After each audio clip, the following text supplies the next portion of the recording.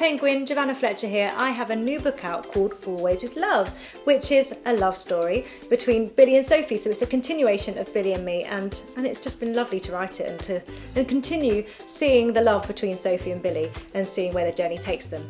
But I thought I would share with you a couple of other love stories that are my favourite, and I'm going to share two. The first one is Jemima J by Jane Green, which was the first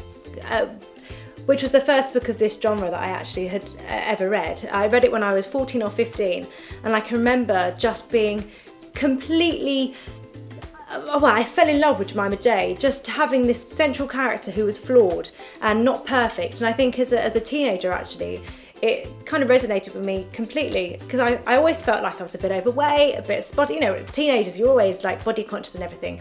And that book kind of just made me feel like I wasn't the only one, and I just loved it. And then the love story that unfolds, you think it's going one way, then there's a huge twist and it turns into something else. I just absolutely loved it.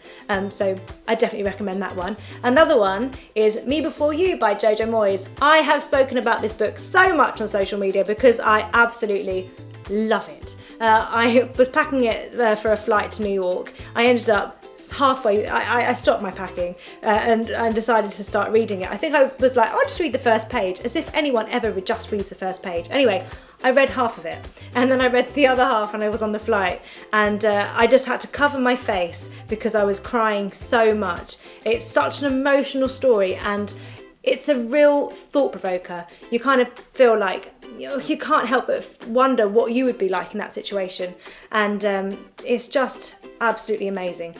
So again, I don't want to tell you too much about the story, but it's just, both of them are just worth picking up, and I can still cry thinking about Me Before You, because it was that emotional and just amazing, really.